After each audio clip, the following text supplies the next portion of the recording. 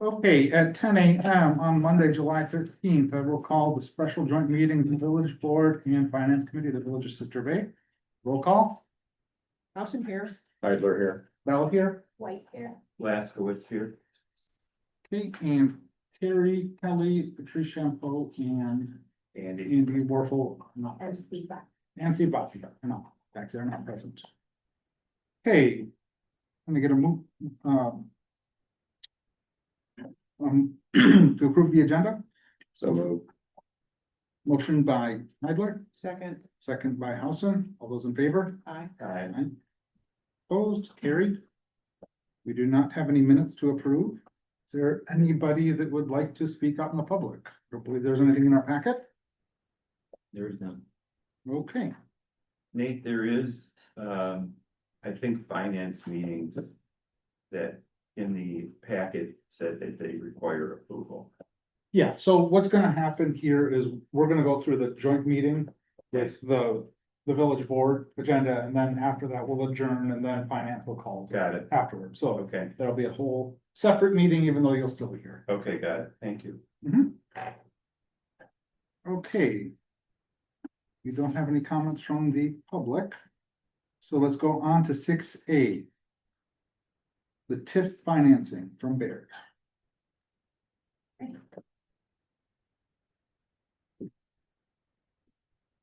Good morning. We have met most or said hello to most of you already, but we're going to just go over first the TID 101. So kind of just a brief, whether you've had some exposure to TIDs before, or if you're new, so forth, just so we're all on the same page about TIDs. And then we'll go into the report specifically on the Village of Sister Bay. So that provides you a good base for your TIDs and so forth. So with that, we will, next slide, we will first talk about the types of TIDs. So on slide 1, and Wisconsin allows several different types of TIDs, and the different TIDs are listed there, and they're designed for the different community needs, and such as redevelopment, industrial growth. Yours for the for the Village of Sister Bay are mixed use TIDs. So both of the two that you have. But what the type of district determines is what kind of projects can be supported by each of the TIDs. So that's what's important. And those are established at the time of the creation of the TIDs. So one TID is a TID and yours, again, is the mixed use, that's what they'll remain and so forth. Yeah, and so think about mixed use, incorporating apartments, commercial, all sorts of different mixed uses, right? But that limits you to up to 20 years when you create those type of districts. So there's pros and cons of when you want to select the type of district. The blight district, on the other hand, that one gives you up to 27 years. So that gives you more time to recover expenditures, but it has to meet the definition of blight. Each property owner within the blight district has to receive something that says you're in a blight district. That could upset some people if they don't believe their area is blight or not. So again, at the time of creations, the village went through and thought about, what type of district makes the most sense based on what you envisioned going into that area. Alright, next slide. So this just gives you kind of an idea of TIDs in Wisconsin, how many there are in each of the ones. And currently there's about 1,420 active TIDs. And you can see about halfway down that slide, 564 are mixed use. So that is the most common, and that's what you have. So that is typically obviously the most used TID district. But with TIDs, it's really the only economic development tool that municipalities have. So that's why they're utilized. They continue to create new districts, and once the goals have been achieved, then they're closed. So this gives you an idea of how many there are in the state in each of the categories. And it's a fairly competitive process. I mean, the developers are very familiar with Wisconsin state laws, what municipalities are able to do regarding tax increment districts and TIF incentives, et cetera. They will go to your community, other communities, and say, we want to be in your area. Well, what are you willing to give us to invest into your community? If you don't have that situation, great, then you don't, the TIF district doesn't make sense because they wanna be in your community. They don't need any type of incentive, they just wanna be there. That's best case scenario. But when you have the Amazons of the world, you have other large developments that are saying, we could be in Oak Creek, or we could be in Franklin, or we could be in here. What are you gonna give us to come to your area? That's when, you potentially are gonna need to create a tax increment district, which then allows you to utilize other taxing jurisdictions, school district, county, et cetera, to help fund those incentives and bring that development to your area. Alright, next slide.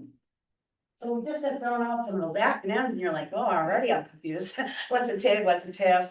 What are the interchangeably? So a lot of people use those interchangeably. I probably will today, but technically the TID at the bottom of the screen is your actual boundaries of the district. So the district, I might say at some point, but that's where the development occurs.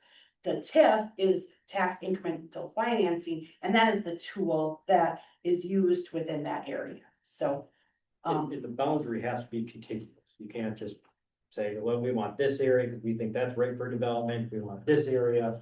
All gotta be contiguous. In order to create the boundary of the district. all right. So what is it that on the next slide? It's fine, yeah. So as this shows, just kind of, it shows, everything overlapping. You all know that, being involved with the village and so forth, but there's the contiguous, as Justin just mentioned, but the TID is part of the municipality. And it's a specific area identified for development or redevelopment. But the municipality is the one who's managing that district or taking on the risk. So even though the municipality administers it, all the overlapping taxing authorities ultimately benefit. That includes the county, the school district, technical college, and municipality. And that's why you need, in order to create a tax increment district, you need the buy-in from these different taxing jurisdictions. Because they're ultimately they're freezing their area of whatever boundary you're doing and giving that incremental tax revenue to the tax district to help pay for expenditures.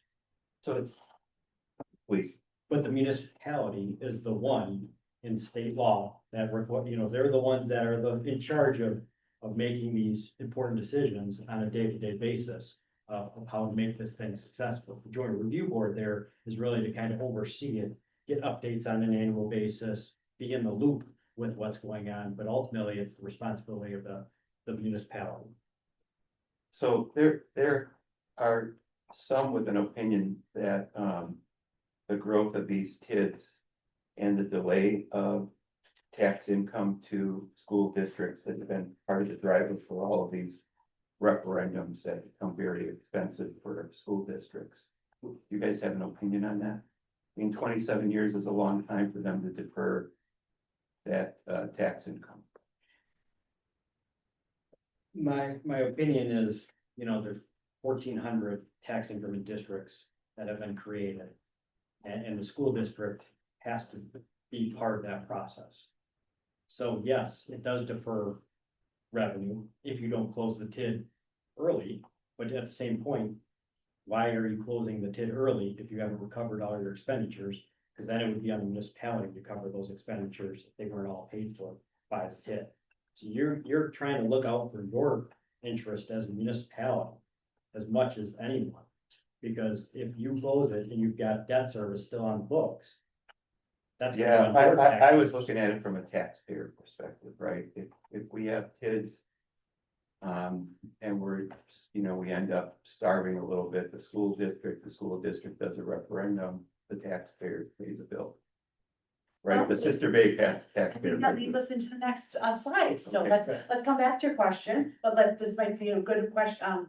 And Thank the you. next slide, yeah, the but-for test. So main purpose of the TID is that had not been for the TID, but for the development, this would have not occurred, right? So some might argue is that if it had not increased, the project might not have happened, then there would ultimately, they wouldn't even get those in the future even. So, because again, they get their base, and we'll hit that on the next slide as well. But they will not, for the development, they might not have gotten, that might have not occurred project. So they have to meet it, I guess, back to the creation time, they have to meet the but-for test.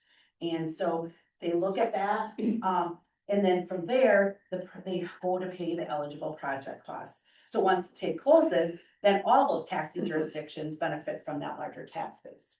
So the but-for test, I mean, we're talking about this now as far as our TID policy goes. I mean, that question comes up when, should we give anybody an incentive? It's not when we're actually creating the TID. I mean, I look at Sister Bay's TIDs. I think they probably, that development would have happened for the most part without it. I mean, maybe not quite to the same extent. But I mean, where else does that but-for test fit in other than when you're deciding where to incentivize? That's probably one of the main pieces, right? And then we run into municipalities all the time that have that same thing as, well, we probably would have been done. And then we've also run into communities where 20 years later, I hear the same thing 20 years ago. It's prime, why isn't this being developed? That's a clear case for, developers coming in saying, we want an incentive to do that area. But the community is saying no, because we think we don't need to give an incentive for that area. And then it remains vacant for 20 years. If you truly believe you don't need to give an incentive to have a developer come, you shouldn't give an incentive. The creation. But then the- District That just. automatically creates the incentive for somebody to just say, oh, well, I'll just go to the village and. That gives you the ability to give the incentive, having the But if you district. create it. We haven't done that yet. No. Well, just because you create a taxing grid district doesn't mean you have to give incentives within the district. Maybe we're going too far off too soon. I mean, if this is gonna come up in the presentation later, just cut me off, but. The village hasn't done the direct incentives to the developers. We've used it to defray utility costs, et cetera. From my understanding, and the Yeah, TID you goes don't before need me. to give an incentive. So there's other things that we can do with it. That's not just giving a private developer money. That's a board decision that you need to go through. If you're gonna give an incentive, the board has to decide. All right, so let's go to the next slide in TID terms real quick, and then we'll get to the timeline, how TID is funded. So the TID base value is when the full market value when the TID was created. The total fair market value of all property is the current value. So that difference between that base value and the current is your increment value. It's the growth between those two numbers. And from there, you have tax increment, and that refers to the taxes that are generated by that growth. So those increments are then used to pay the TID project costs. That base value, that's some sort of special appraisal. I mean, that has to be explicitly done. What are the requirements for that? Yeah, that's based on the equalized value at the time of the TID was created. Of just what the assessor had said in the last calendar year? Or do The we have to? equalized value. Now, and so it's based on the assessed value, then takes a assessment or ratio that the Department of Revenue puts to it from that assessed value. So it's not an assessed value per se, exactly, it's equalized. It's the adjuster, so. It's the adjusted value, but it's not like every time we do anything in the village, it seems like we have to get some sort of magical special assessment, or maybe it feels that way because we've hit the DNR on a lot of things, but. So it's frozen, if you wanna call it that, at the time of creation or amendment. So whatever that year is for the assessed value, that's what the base value would be captured. Yeah, and we have a slide coming up that will actually be showing you where that is on the report, so. Next slide, so how is a TID funded? So when a TID is created, so again, that tax base that we just talked about of the parcels is, as Ben just said, frozen. As the development occurs and the property value increases, the taxes generated from that, again, are captured by the TID. This allows the village to capture the incremental property tax revenue from that growth and use it to benefit the TID. And so those revenues, again, are used to pay that eligible cost. The state of Wisconsin doesn't collect or provide the increment money. It's obviously local, but just like to point that out. So the next slide, I think, So shows. can I ask a question about Yes. that? So this funding basically, if let's say we have 100 properties in a TID. Those 100 properties each year will be assessed or will have a property tax value that is taxed. And what is it, 100% of that goes into the TID fund, or is it a percentage of it? The change from. The change. The change, so if it was assessed at. So if you're, $100, the base goes to all four of those tax entities. And then the increment is what goes into a fund that's managed by the village. Correct. So basically, we have to properly account for that. Correct. And you need valuation increase every year in order for that to increase.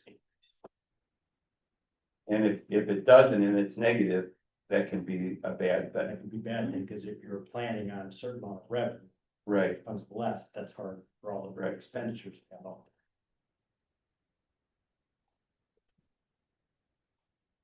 thank you. On this slide, then, the Department of Revenue report, I know it's a lot of numbers and little, but at the bottom, if you just wanna look, the number is $9.42. So we won't go through and so all this, there's some information on the next slide and into your report that we will discuss this later. But you can see at the bottom, the 2025 gross tax rate is $9.42. And so we will get the breakdown of this on the next page. So let's move to that slide. And this kind of breaks and illustrates to you the relationship between that value growth in the TID of the property tax revenue that the growth generates. So the $9.42, the village portion was $4.36. You know, per the 1,000 of equalized value. And while the school, county, and the technical college have a combined amount of $5.06. Anyways, for a total of the $9.42 for all. So what that ends up being is the combined rate is used to determine how that tax increment, and you can see the very bottom line there, for the new value in the district. For every $1 million of increment, you generates $9,420 of tax revenue annually.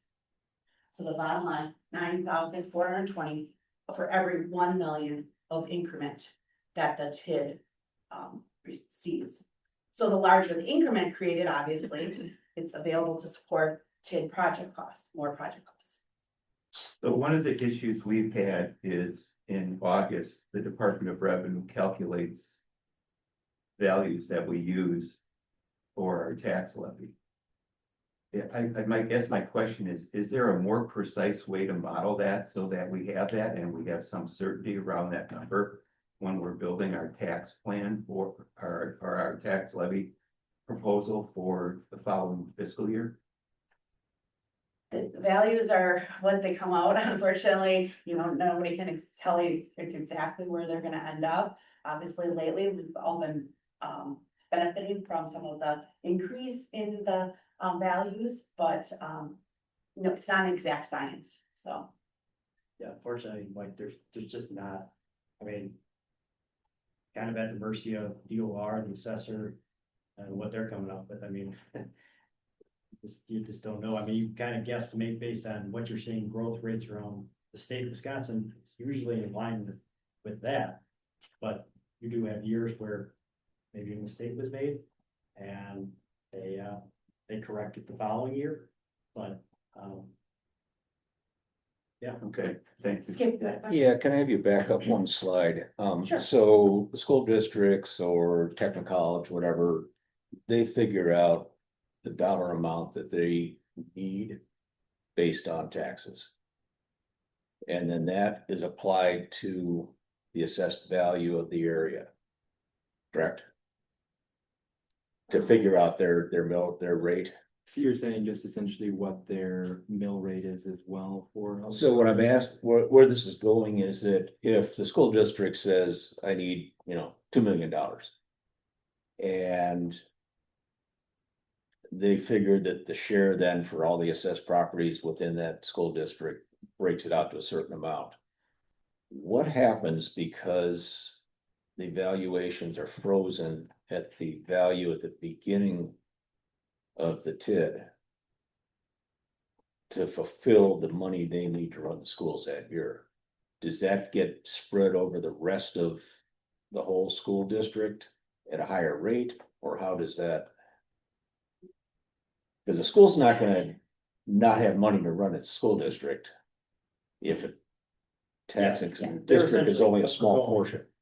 That tax revenue related to whatever parcels are in the tax increment district until the tax increment district is closed. That's why they're so interested in potentially closing tax increment districts, because any of the new value that's been created since. Correct, but but while the tax increment district is in existence, where does the school district get all the funds they need to run their? So they keeping that what they always have gotten. So they always got that, The base. the base. So it's only the increase that they're, that. Within the district, Right. but what about the school district, which has a lot more properties? Is everybody in that district then paying a little bit higher rate to fund the school, while this little portion of the school district has a frozen valuation? Let's go to the next slide. I think visually this next one may help. Let's They're go paying there. our normal tax. This will help, okay? Certain parts of the TID. Yeah. Being pulled out. Everybody pays the same normal tax rate, it just in a TID, some of it doesn't go. But what I'm asking is, because the school is not getting all the revenue they need, because part of it is frozen, where does the rest of the revenue the school needs come from? Does everybody else pay a little bit more until the TID closes? Inevitably, they're going to, because the pool is gonna be slightly You're smaller. essentially making a smaller group of taxpayers meeting. Well, Yeah. but they're still getting, so the reason I say visually, maybe go to this slide. Okay. I'm trying to, so the bottom in blue, see the very bottom, horizontal axis there, is base valuation. So they're gonna get that even for these taxpayers, they're gonna get that amount no matter Correct. what. So the only thing that, going above that, they will not get. So they have been getting only the base value, they will continue to get only the base value. So had this development not occurred, they wouldn't have even gotten that additional increment. So So what I'm, it's what I'm not- asking about though is outside of the TID. Everybody else in the school district that's not in the TID is actually paying a higher mill rate to fund the schools, because they're not getting, the school budget doesn't stay the same. I think what this comes down to is this but for, and that's the presumption that we're making, is that but for the TID, there wouldn't be any development in there. So that's the Correct. argument to say that. I understand. But what exactly I'm you're asking saying. is, during the So- time of the TID, everybody else in the Can I- school district, So if you wanna go first, but I went, there is a statewide limit that controls the budget of the school Correct. district. They and can only- Basically headcount related. So they do have a limit on what they can increase. correct? And my understanding is, as Bridget described, which is, you know, our taxes all go up or down based on valuations each year. We account for this variance, which we hope is an increase in value in a specific geography with a specific number of properties, which may or may not be residential or may be occupied or not occupied. That amount is what goes to what we fund our projects. I don't think that has any impact on the school other than what they agreed to in the beginning, which is that they would forego that increment in those years, so it doesn't impact all the rest of the people. Okay.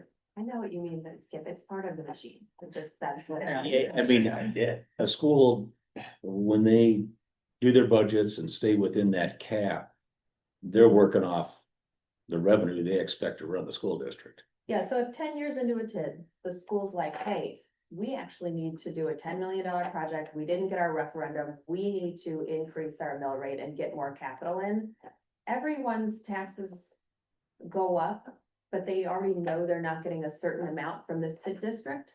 So that extra film on the top gets made up by all of the other taxpayers. They do end up paying a tiny bit more overall, During the everyone life of does, the TID. because TIDs exist. It's part of the, That was my That's question, not so, yeah. But then when, And then when the thing closes, all that money is released. Right, then Yeah. it's like. yeah, but you don't see the rates go down. If it might have never happened, then you also would have been, they would have been the same, yeah. it Yeah, seems like yes. I mean, TIDs are relatively new. And we're starting to see them close out, but most of them are open right now, so the projected benefit hasn't come to fruition for most of them because they simply aren't closed. Correct. And TID number one is gonna be your big. Yeah, but I mean, like even statewide, out of that's 1,400, there's still. It's still increasing the number of TIDs. Well, Yeah, like we're doing technically, 13 right now. right, 1970s is when kind of the initially started somewhat, I mean, Yeah. by state statute, it was 1995, right? That it was codified for the version that we have today.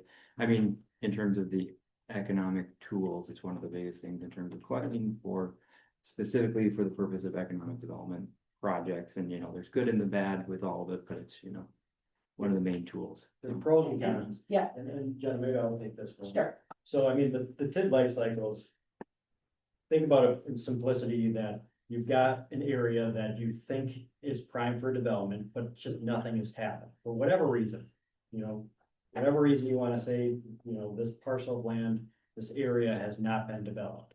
You decide to create a tax increment district for that particular area.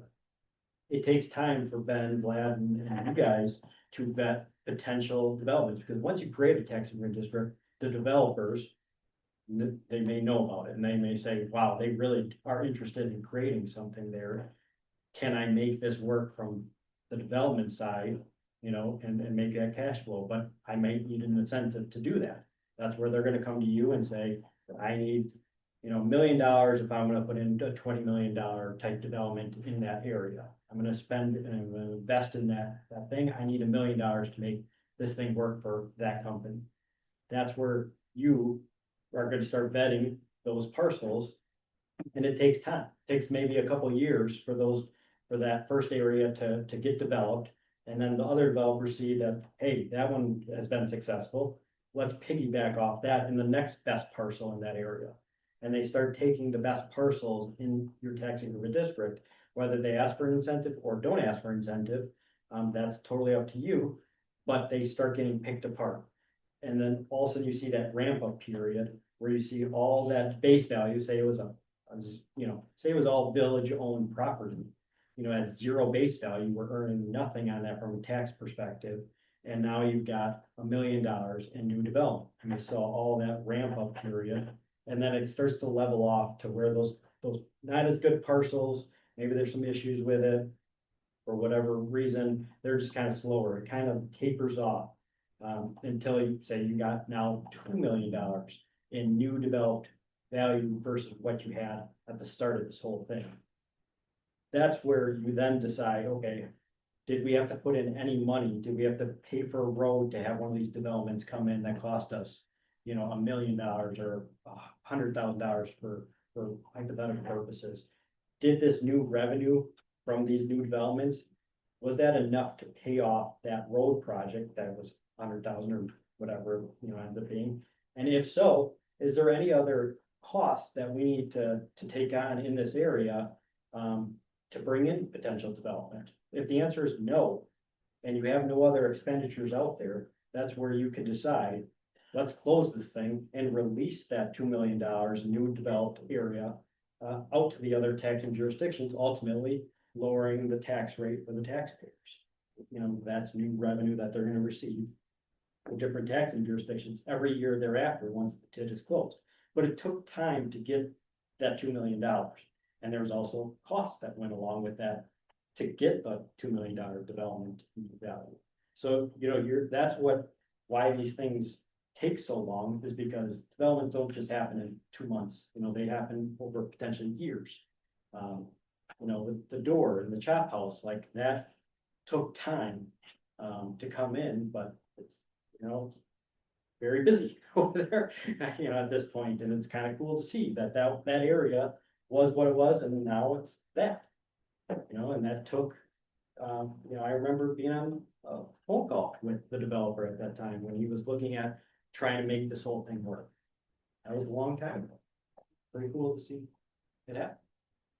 But that's kind of the life cycle of the TIDs. And again, once you pay off the expenditures, that's when you want to potentially close the TID, because what else are you doing? You're just collecting it into a pot that's going nowhere. Why not try to get it back to the taxpayers?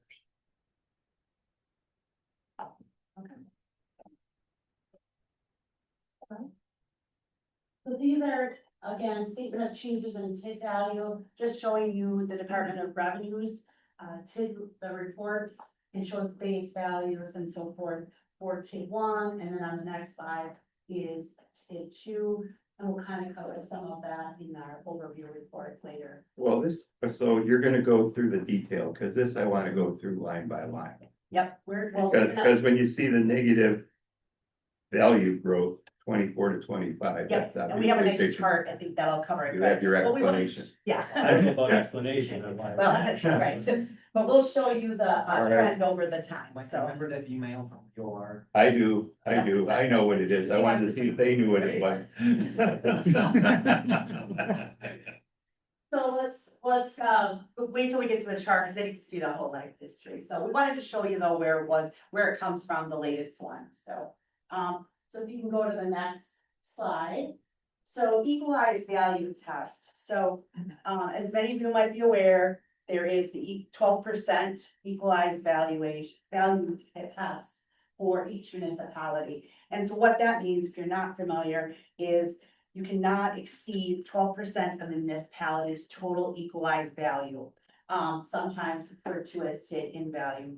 And so for the village of Sister Bay, you can see on here, hopefully my numbers are right in here, it's approximately 919 million is what your equalized value for 2025.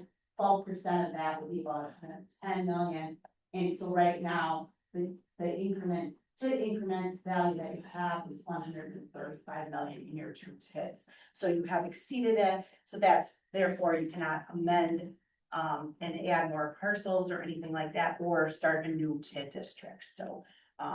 And that's important that gets updated, as Mike kind of was alluding to there, is every August 15th, the new values come out, and that is just each year. So I just want to make sure I understood this, because I did not know that the 12% rule is for all of the TIDs. Yes, So that's the summary, that's the total. yes, Was it 2 years ago we looked into expanding TID two? yes. And I thought that the reason we couldn't do that was a residential issue, or was it the 12% rule? No, I think it was 12%. It was Okay. 12%. I think the August values came out and it just pushed you just above. Okay. Should we have probably caught that before we got that far along to know that we're teetering near the 12% and it wasn't I think we talked about that. Okay. And it was well known. So, we'll continue to monitor, along with the village should monitor, and then evaluate options, and some of that we'll talk about later.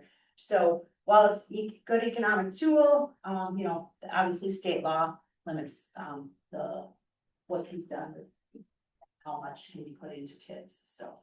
So that's on your dollar amount, like percentage and all that. So if you fell below by $1, you get $1 to use. For creating a new base value of $1. I mean, it would have to basically be village owned property. But you could. Yeah. So going to the financing options, so you really, the two options that municipalities have is the upfront or the pay as you go note. I think we've talked about this, pay as you go note is always kind of the preferred option, but there are instances, think about a large development coming in like a Bucky's in Oak Creek or something large that's gonna require a fair amount of infrastructure in the area to get that development to come to that area.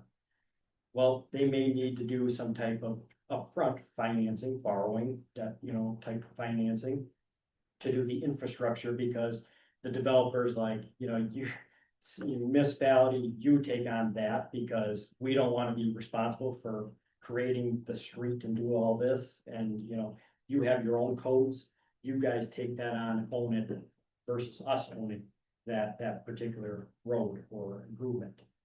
So that would require potentially an upfront borrowing.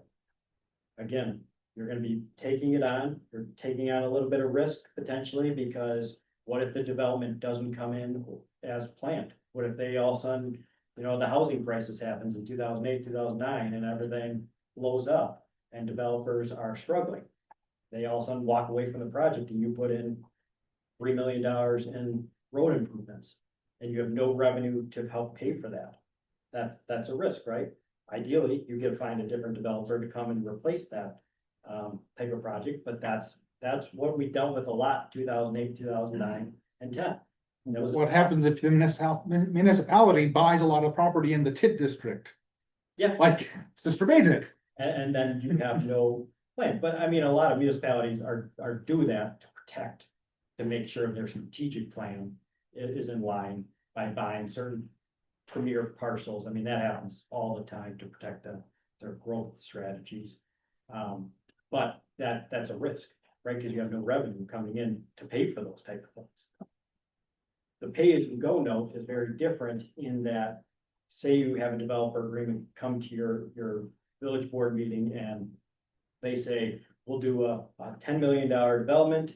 We want a $1 million incentive and we're going to get 80% of a rebate every year. We want that back every year up to $1 million.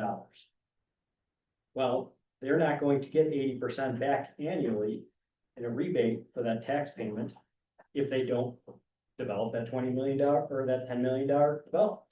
If they don't and they just walk away, well, you're not giving them any incentive to do that. So it protects the village a lot more in those instances, and I think that's why PAYGO has been primarily the main vehicle for doing development type projects in Wisconsin. At least that's what we always advocate for. But again, the upfront is very necessary in many instances to get going as to come. But does that make sense on the pay as you go? Yep. A question on the mechanics of that. I mean, when you give a rebate, I know in the state of Wisconsin, there's a lot of very structured statutes about how you can deal with taxation in the state. Do we still issue the property tax bill and then cut them a check back? Or does that literally go on the property tax bill as a rebate on the property tax bill? I think basically you're rebating, you're cutting You're cutting a check on it. cutting a check Okay. back, yeah. I mean, you could probably structure it any way you want, but that's typically how I've seen it. I don't get involved that much on Okay. the payment of Sure. and stuff, but again, they're not getting it unless they're generating the revenue that they agree to in the developer agreement. So two examples I just want to run through. So this is the upfront, so Village of Mugwanago, same kind of, thought process of what I just went through. They have a development coming, say it's in the, $15 million range. They've got a developer agreement signed and so forth. But one of the requirements of that development coming to that community was they wanted a financing for the roads and infrastructure, utilities, etc. And that cost around $3.8 million to do that. That, in essence, is a fairly big risk, right? Because again, if they don't perform that $15 million, which they're guaranteeing $5 million over the next 3 years in new development. If that doesn't happen and say they only do $10 million, well, then this revenue column is gonna go lower on an annual basis. It's gonna be harder to repay the debt that has been taken on associated with that particular development. If it comes in also in the values of that property, they did it conservatively, they think it's actually gonna come in at 25 million when they're all said and done. Well, then the revenues are gonna be higher than what I'm showing here, and it'll be able to definitely be able to pay off the debt even better. But they are taking a little bit of risk to bring in this development, which they believe will lead to ancillary development within the area, etc. So that's one strategy. That was their board's decision, right? That they have to go through the process. So they're paid up front. That one paid up front. Yep, so did the financing for that particular project. Just for reference, Mugwanago is about 9 times the size of Sister Bay. Rothschild's about 6 times the size of Sister Bay. When you're saying size, you mean budgetary wise? Population.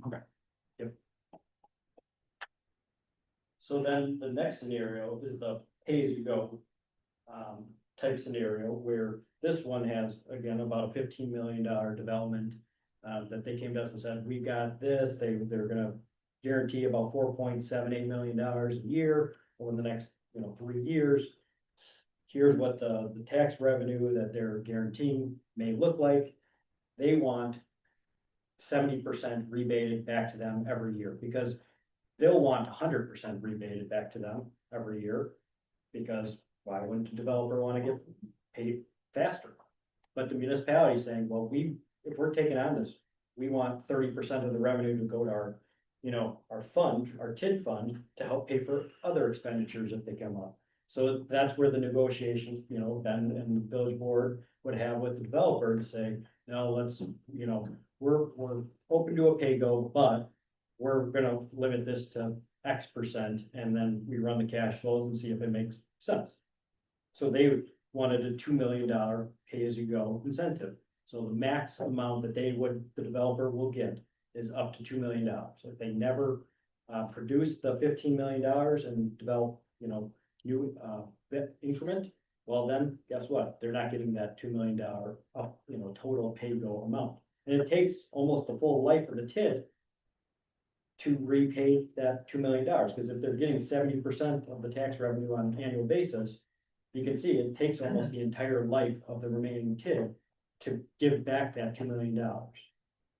Because if you look on the far right side in the TID status in column O, the annual balance, that $24,000, $50,000, $75,000 every year, that goes to the TID fund to help the village protect its overall TID. Because that can be used towards other, infrastructure projects, park improvements, whatever, that the village board would like to use that money for.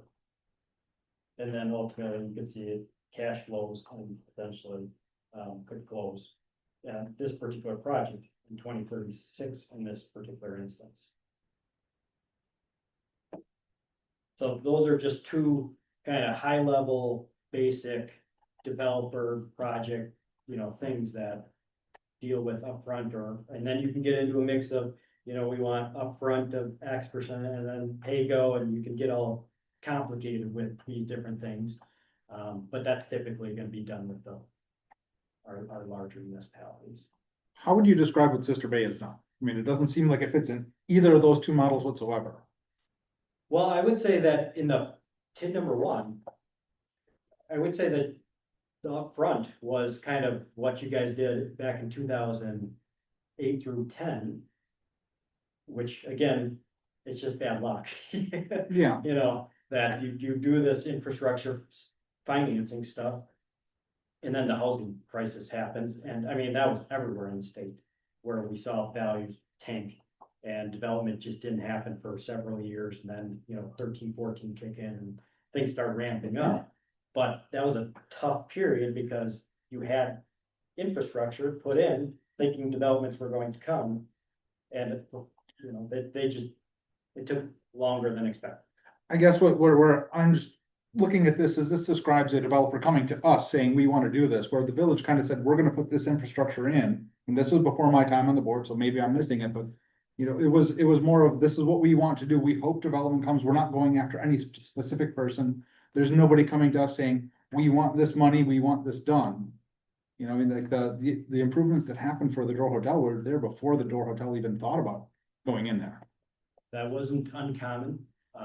We saw it all over the state. Wapaka, same kind of concept, where they put on a lot of infrastructure, say around the same time, and it took a long time for developments. They knew they needed that in that area regardless, if they were ever gonna get development to come.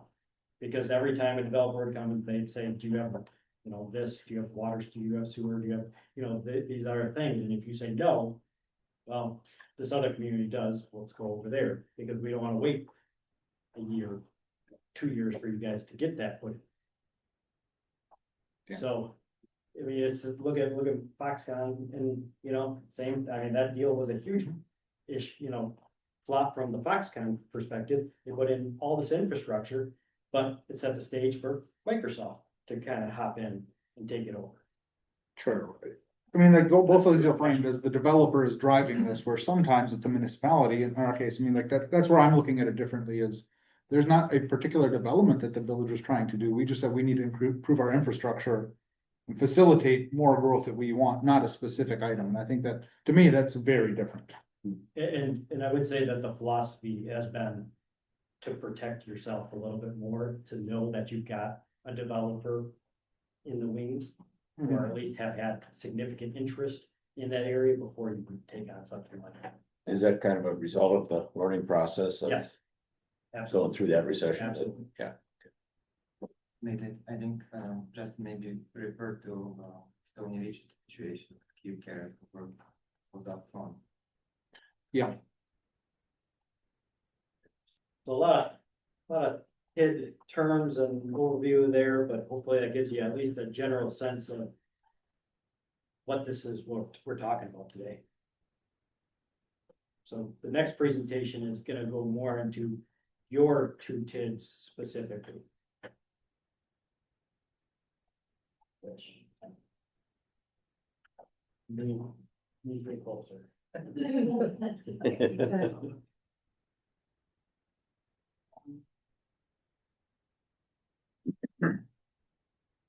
Yeah. So. Or not. There. The maps, say one. Yeah, so, no, I'll just talk louder.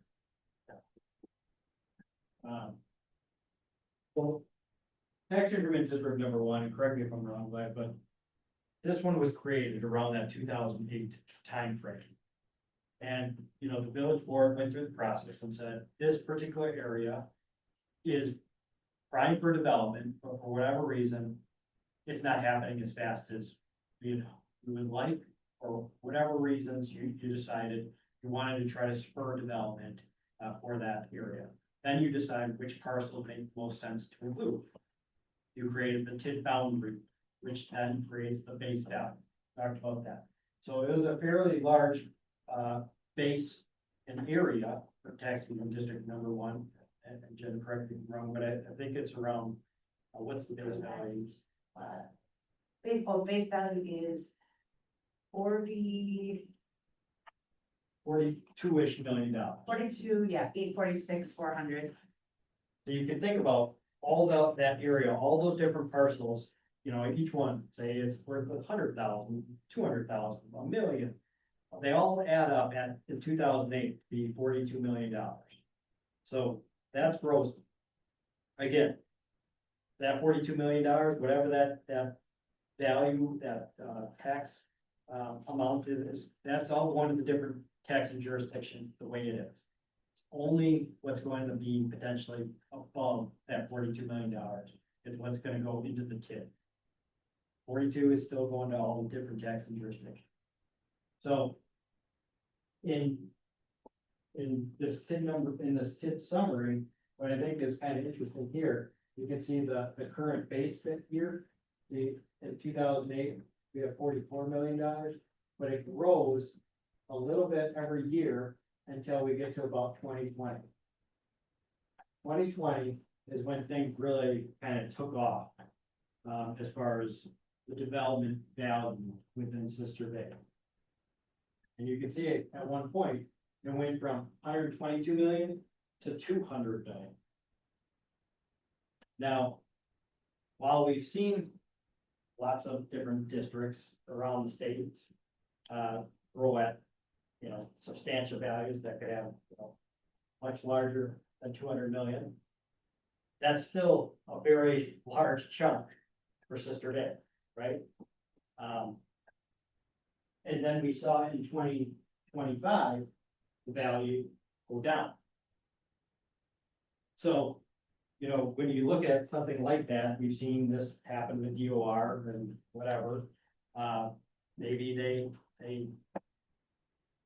overcounted something, who knows? But it went up substantially. They made potentially a correction to where it actually should be, and that makes probably more sense to be at $168-ish million from the 122 if we look at that 2023 to 2025. Just based on you guys knowing the area,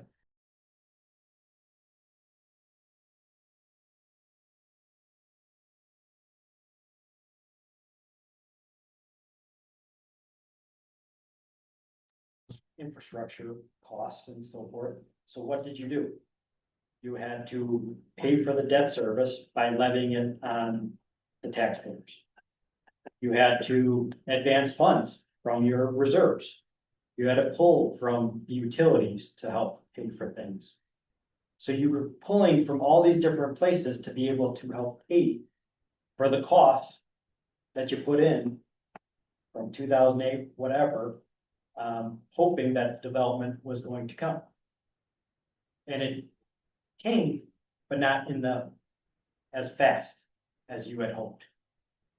And so you had to do all these things early on in the stages. And with the hopes, and it wasn't, what, more than 5 years ago where we looked at this. And it did not look like you were gonna be able to recover all your expenditures at a certain point. Because the revenues weren't coming in as originally projected, because again, who would have thought, you know, if the village was willing to take a little risk in the beginning to do all these things. It didn't look like you were gonna repay, it was how much can we get back to the debt service fund, to the general fund, to those utilities. Before we actually run out of the life of this tax increment district. If you exhaust all those sources, is borrowing and bonding an option? So. It is, just because again. I mean, it's bad. I'm not saying it's not bad. I just No, wanted to know. It's not helpful. Yeah. By any stretch, not helpful. Your bond rating at the time was an A+ bond rating, which you think A+, that's the highest? No, that's not the highest. You can go to then the AA category, and then you can go to the AAA category. So you, and when we talked about this when Tasha was here and Glad, you know, I view you at a higher bond credit rating than an A+. And so, you know, it took years, but coming up with like a repayment plan for all this stuff. Because Moody's, who rates the village, they will look at your audits because it's released on the Emma website, which is a transparency municipal website. So any municipal bond investor can go to this website and look at your audits, your budget on an annual basis to see how are you doing, you know? Well, Moody's, the rating agency that rated you in the past, they also do the same thing to make sure that their rating for you is in line with where you should be. So we knew we needed to get a good strategic plan to show them, hey, you know, we've got a plan to be able to repay advances while it might not come, you know, we might not be able to repay it all. It's going to repay some based on where we were at that particular time. And it's just gotten better and better over the last couple of years. So that is what led to, when we did the last round of financings, they evaluated the whole overall financial picture of the village and they upgraded, even with all this stuff. They said, you're in a much better financial position than where you were 10 years ago. And we're gonna bump you up to the AA3 category. That was very nice. Because the better the bond credit rate, the lower the interest rates you're gonna receive in the bond market. So, and you know, AA3 is comparable to, say like a Bailey's Harbor. It's very comparable. I'm going to Greenville tonight, Village of Greenville, growing community in the Appleton suburb. So that's a good bond credit rating to have. It's very well respected in the bond market world. But again, it took many years to get to this point, to where we are today. So I think this one is an interesting one because when the project plan, think about 2008, none of you were, you know, around watching this type of stuff, but 2008, the village board at that time approved a project plan to create the tax increment district number 1. They said by 2017, we anticipate having $52.6 million in increment. So think about it, you have 44 million dollars in base value. They said that TID value was gonna be closer to, you know, say 100 million by 2017. By 2017, the actual was 8.9. So significantly less than what was originally projected in 2008. You can see versus actual significantly less, then you hit that 2020, 2021 mark, and things start really ramping up. There was an amendment done in 2021 where, the values were updated based on projections at that particular time. And we said, okay, based on what we're seeing in that area, and so forth, we might get to 81-ish million dollars in new increment value over the base. You're actually 126. So about $44 million above what was projected. Which is amazing, because that $44 million is generating a significant more about tax revenue that can go to help repay all those advances that were done early in the kid's life. There's, I think what's important here, if we're looking at these numbers and saying, hey, this increase in valuation took us from what could have been a very bad situation to a good situation. But the downside of this is it's why we hear a lot of complaints about home prices here in Sister Bay, and people can't afford to live here.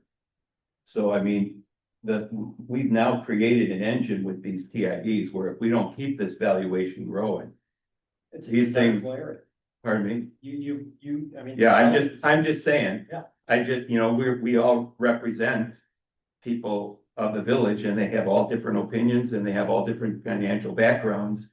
There are people who are renters here or employees here who can't afford to live here because these valuations just keep going up. So I'm just saying, while we're looking at it as a positive thing, we have to be aware of that. Absolutely, absolutely. And the way Wisconsin law is set up with levy limits, growth is really the only way to increase that operational side of the equation. Well, you can reduce spending. You can absolutely reduce that. There is another option. You can absolutely do it. Most municipalities are having a tough time reducing their insurance costs, but Yeah, you're right. That's the worst one. You picked a good example. I give you good marks for that.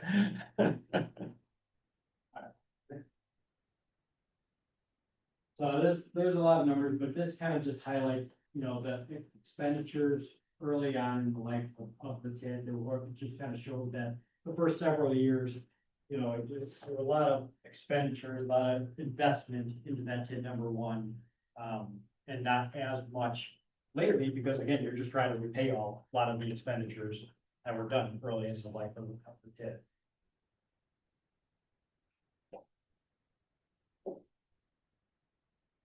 And so this pro forma, you have seen this in the past, newer board members that haven't seen this. This is kind of like an overall cash flow pro forma for TID number one. So this again shows like the base value here of the $42 million. Its new current value is $168 million. That again, that difference is the TID increment over base column B, $126 million. If you have a total tax rate, like Jen was talking about, of $9.42 between not only the village, but the other taxing jurisdictions, that generates potentially about 1.1-ish to $1.2 million on an annual basis. And then we've got some other different revenues coming in to potentially be around at 1.2 to 1.3 million on an annual basis. And that seems great, right? That's a significant amount of money. Well, let's go to the next page. You've got debt service tied to taxing district number one. So this is related to a borrowing that was done 2008, 2009-ish, and it's got some debt payments to 2031.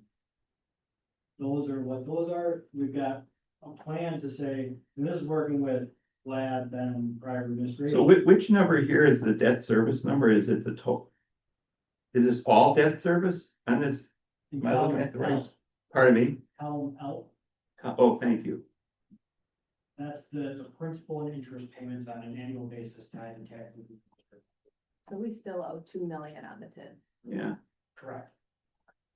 and when does it expire? 2028, but you can do, Yeah, but you can do an extension. Well, what if we don't? What happens? then you would just figure out, you know, how you gonna pay for that remaining debt service? If you wanted to close in 2028, that's fine. But you'd still have in this gray, well, debt service payments to make. And the taxes would go to all the other And districts. so you as the Yeah. village of Sister Bay would have to levy that to just your tax. I get it, and I knew that's how it worked. I kind of wanted you to exercise that, so, and this was how many years? What length was our original term? Was it I think the original was done 2008, right? 2009, right around that time. So after all that time, even with this remarkable increase in valuation, They, unless we do something, extend it, we would have a negative impact at the end of the term correct. On ourselves, but not on all the other, on ourselves, yeah. on the village, which would hit the levy. In some way, shape, or form. Yeah. How long can we extend it out to recapture that? What is, I mean, at some point we, The state extension is 3 years. Okay. So, and we have, there's an option for affordable, so, in 3 years to recoup the cost again. All right, So that's why we showed this going out and just. that's why it's in the gray there. Are we too small of a village to be messing around with TIDs No, I mean. with our budget of $3.4 million a year? Is it more about the spending that was done? It's more about that. I would say that Makes there's sense. many small communities, way smaller than you guys that have few tax increment districts. It's really about how you go about it. About more testing. Sorry, Yeah. just for my clarification, does the 12% apply just to adding land to it or extension also? Can you extend if you're over 12%? That doesn't apply, It doesn't, yeah, this type of situation. Extensions, the 12% is not, That's a good You question. just need to prove to DOR essentially and use, that you don't have enough revenues to repay all your current expenditures. That you need that extension to do this. you just have. To be an distressed. audit to show that. So Did you say- better. 3 is the limit, 3 is the standard extension, yes. can you go beyond 3? No, typically not. That's what- Well, There's- 3 and then reevaluated again, but that, it Right, would be not, it would be frowned it's, upon. right. Not typically, right. so at the end of this, we're still gonna be slightly underwater. More than likely. Not necessarily. Not necessarily. And again, we don't know what the revenues are gonna look like over the next couple of years, but based on keeping it flat at the 942 mill rate, who knows what the mill rate's gonna do? Well, we'd like it to go down. You'd like, but if it goes down, that means likely your value is also going up. Well, yeah, but compared to other villages in Door County, we're still, I think, the highest mill rate. Well, Yeah, I mean, look at Surgeon Bay. That's the only. That would, well, Yeah, look how many tits they have. 9. yeah, So this, what this shows in column M, reimbursement to the general fund, so the general fund helped cover some shortfalls at some point throughout the life of this TID. It still owes about $306,000, that can be paid back from these TID revenues. So that'll go directly to your general fund, which is great. You'll have the N reimbursement of the debt service levy, so think about those debt service payments, column L. In the early life of that borrowing, you couldn't make those debt service payments out of the TID revenues. So you had to put that on the tax levy to make those payments. Well, you can reimburse those expenditures that you made early on. Because you didn't have the revenue, so that's about $2.5 million. That you can reimburse your debt service levy, so that'll come directly to that, which is, again, good thing. Reimbursement to the capital project fund, about 117, reimbursement to the utility, about 672, and then payback of advance from this capital project fund, $1.3 million. So when you look at all of these expenditures, it looks like a lot of revenue coming in. We got a fair amount of expenditures going out the door. Yep. So next year is the revaluation for Sister Bath, right? Is it next year, This year. this year, so they're revaluing this year, but that'll be for the 27 tax year, correct? Okay, so what everybody saw as their valuation on their tax bill last year. Because of the state requirement that every 5 years we have a revaluation, everybody in the village, their numbers will change. Is that correct? And in theory, what people should expect is that their valuations are gonna go up. And they hope that their mill rate comes down so that what they're paying doesn't go up, right? Because it impacts everybody, new houses, old houses, everybody, right? So how does that impact your model? So this is all people like that. So this is Yeah. fair market value. They're Okay. talking about assessment. So, well, yeah, that's a good point. So well, but there's a relationship though. Correct. If anything, I mean, the assessed should get back up to fair market. Right, it's, in fact, I think the state requires it to be within 10%. If you're assessed at X, it'll likely push you up to fair market value. And that should lower your. And if the mill rate stayed the same, Then people will have a big tax increase. Correct. We gotta really watch this. This is something we're gonna really have to pay attention to make sure it doesn't get out of control. Or we'll have another one of those years where we raise taxes 30%. People bring out their pitchforks.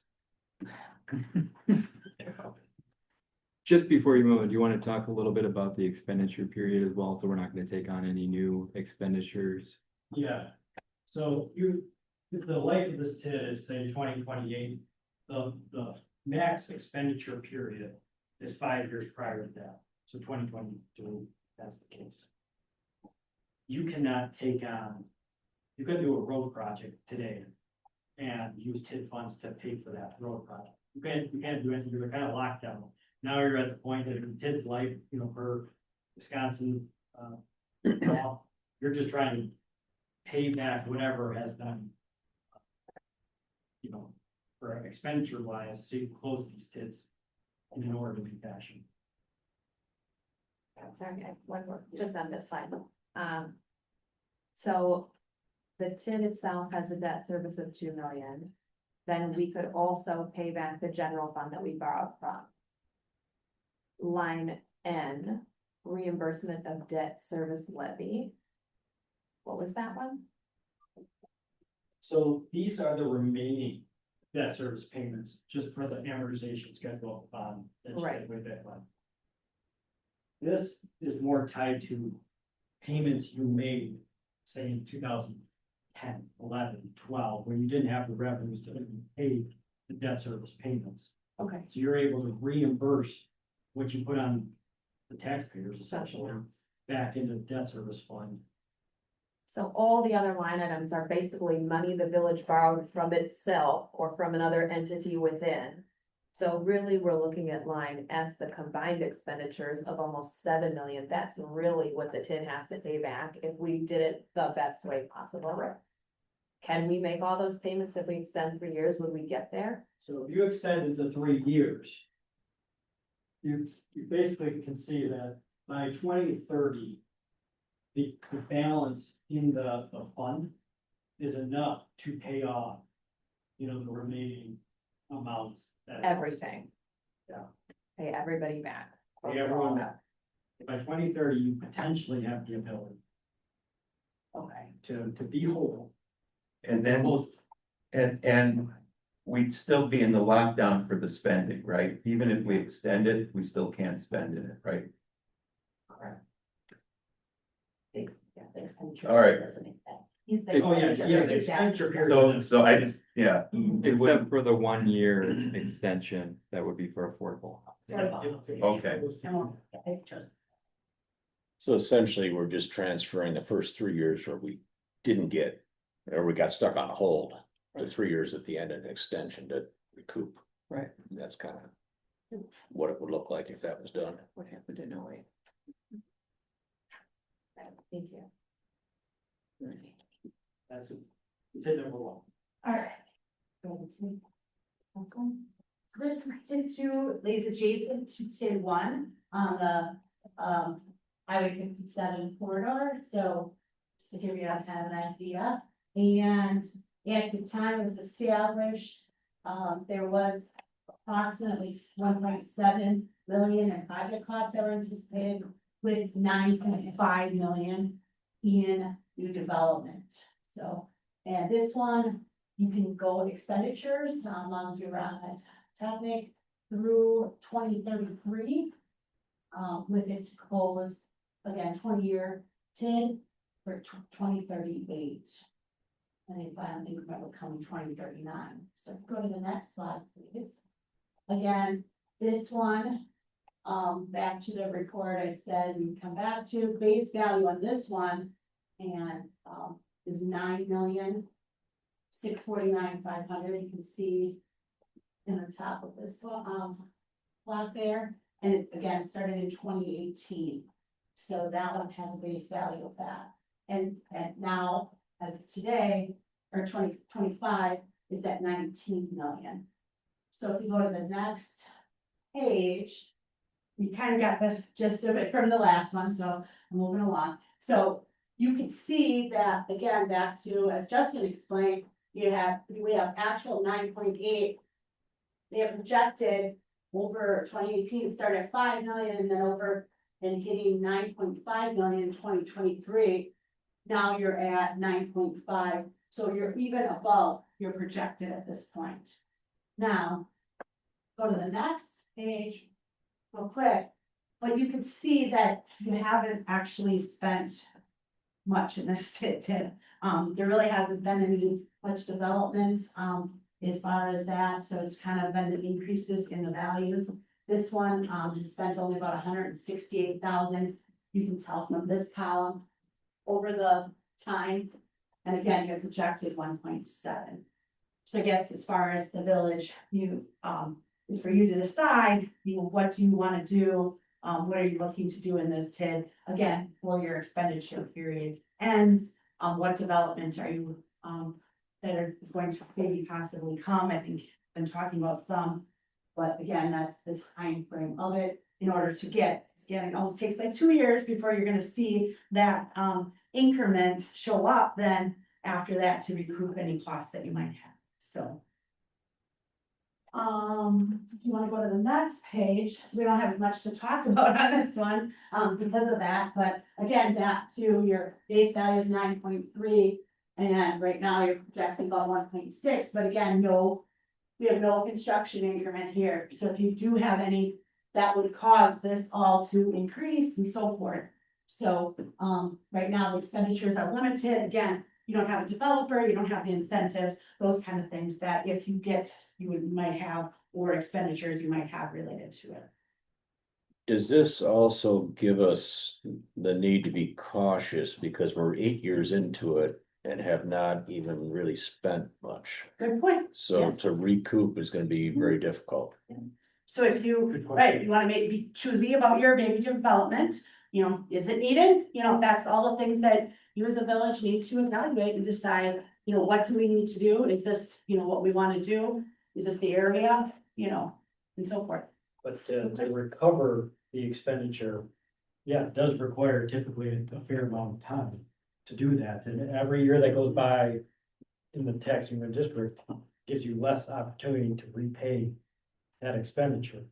So that's, yeah, it becomes. Well, that's one way, but the other one is if we have continued property appreciation, the value is gonna go up if there's no cost. But if you look at the properties within TID 2, they're different than TID 1, so the valuation changes are probably gonna be different. But if you- I agree, but I'm Okay. just thinking of some of those large properties in TID 2, they're going up in value without any development. Yeah, if you don't see any new development or capital costs or reasons for potential incentives for the developers in that area. We've seen TIDs close this early, it's totally up to you. Well, I was just gonna ask, is it, if you hit a point where you've recouped what you got in it, does it make sense to close it with then an option to create a new TID? You could. Get the longer you period See of that time. happen all the time, just to give them the fresh 20 years to be able to do something. It's totally up to you. There's pros and cons of each. One, you have to go through that whole process of creating the taxidermy district. Being 2018, you still got a decent amount of time, but you are kind of getting near if you don't see a bunch of capital expenditures in there. And you don't see a lot of development happening. You always have that ability. You recovered all your expenditures, so you could technically close it. Any questions on TID 2? Now I just have a few comments about some of the legislative statutes. So if you're in your packet, I think it's pages 23 and 24 generally. Just want to give you some idea and then we'll do some closing remarks, but the 2023 Wisconsin Act 12, there was no significant impacts to existing TIDs. However, after October 1st of 2024, there's what was the new construction value. You only get 90% versus now it's at 100% when calculating your levy limit increases. So, and now joint review boards have to give an actual termination year when they're approving a new district. Again, you're not approving one right now, just giving you some updates as far as, and again, we talked about some other options and stuff if you were to close one or whatever and do another one. So Act 12 also modified so that 50% of the new construction generator light district going forward, they're actually going to reduce that to 10%. With a possibility if you close on time to 25%. So some laws are changing with the TID. They're always changing things. So you got pre this date, but again, yours are staying the way they are because it's based on when they were created. There is one new form of residential TID through Act 235, 2025 Act 235. It becomes effective this October 1st. The village might want to consider this is outside that 12% test limit that I talked about. So I said you couldn't create any. Well, here's one exception that has just come out. So discussed earlier, these districts actually though are encouraged to owner occupied workforce housing. So they're very specific. I think in the packet on page 24, list out exactly what you have to, like the size of lots and things like that as well. So it is very ownership requirements, those kind of things. So they're limited to 20 years in duration, but they cannot exceed 3% again of that total legalized value, but it's outside of that 12%. So you could have 12% over that and you could have the 3%. So that's a new TID that just came out in this past spring with the new law changes. So Yeah, we have a couple clients looking at that, think of like City of Fond du Lac, with their housing stock and so forth. This might be a good option for them. So just a theoretical here, so if the area that would be part of the proposed residential development that might fit that criteria, if it's already in an existing TID, would it be beneficial to take any action because increment would already be generated to do that? Like, would it be beneficial to remove that portion from an existing TID and put it into a new residential TID? It would obviously change the base value, but. Change the base value, but you're saying a new potential development or? One that has not yet been captured by an assessment. Is there expenditures, a lot of expenditures tied to that particular? Not any yet. There could be. It's definitely worth exploring a little bit further because you are over that 12%. This will free up, if that's got a decent base value, will potentially get you under that 12%, which then could open up something else if there's an opportunity within the community that you want to create. they give you a longer time. And then the other thing is they are coming out with, they haven't even released the requirements yet for this. They said they're being reviewed right now. So we're all anxious to see what the exact policy parts of that come out too. So Ben, that would be public land you're talking about. That would be carved out of TID two. Which would affect the TID two accounting, Yes, whatever that means. but since there's not I'm much. saying a spending- theoretical. But theoretically, there's, yeah. You don't wanna go too far on that. Okay, I'll stop then. Yeah, but I mean, just in terms of that, I mean, essentially, the impact would be that it would be changing the base value, would free up the other, but potentially free up some increment value. And then really, that residential TID would only be paying for in and of itself, like it can't pay for any other identified eligible expenditures besides the things that are specific to that area. I think before we worry about that too much, we should make sure that the Department of Administration will give us guidance on what that looks like. Yeah, if we can fit the criteria, it's definitely worth it for it, but we don't know. what they're gonna make. Bridget, Does an applicant, hold on a second, Bridget. oh, I'm sorry. Oh, sorry. Well, if that goes with, okay. With the loss that you were citing in here and the changes, I noticed one, and not that we want to create any new TID area of any kind, but just referencing the 12%. If we were able to pull things out and get a different base value. In our TID number 2, there seems to be some pretty large residential lots. They're technically along the corridor of commercial, but they're not completely commercial lots, and some of them aren't at all. If we were able to pull those residential lots out and you would reevaluate your base value, it looks like you could do that. Is that correct? So the 3% is outside of that, but yes, and then you can always amend a TID, so that brings up a point that I was, when Ben was talking to me before, so you can amend, but we just have to make sure you're contiguous. So after, if you take any out, you still have to remain contiguous. Right. So that would be the only thing, I'm not sure exactly what Yeah, you're there's- And this saying. wouldn't be for the housing thing. I was just thinking in general, there's a couple large farm properties in here that you could still remain contiguous and pull them out essentially, or pull out their, because they're residential value. They're not development value. And even though you're at the 12%, yes, you can always amend to subtract, you just can't yet. It's the way the subtraction amendment, because we're doing it in Yeah. Oak Creek right now. You have to take whatever that base value was when that was created. So even though that residential, I don't know if it's new residential, it's not like, Always that. always been there. So whatever that base value was when that TID was created, 2018, Mhm. that's what would be taken out. So if we can get enough taken out to get you under the 12%, You that's, would. that's absolutely feasible. And not that we would want to do that, I was just curious. Yep.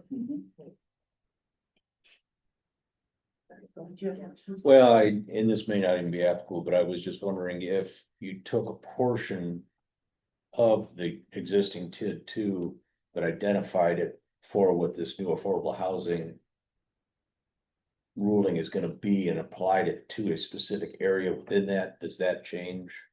Or is Like it, an- like do an you have to overlay. totally remove, yeah, does it overlay or does it have to be removed and added as a new one? I guess you'd have to look at what the benefits are of each, because, you do have a mixed use, so you can do some residential and so forth.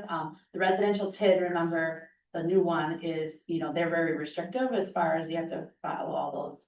And I don't know if all your zoning and so forth, meet those requirements. Well, So there's some the other benef- one isn't as restrictive. Yeah, there's some benefits to some of the restrictions in there, so. Okay.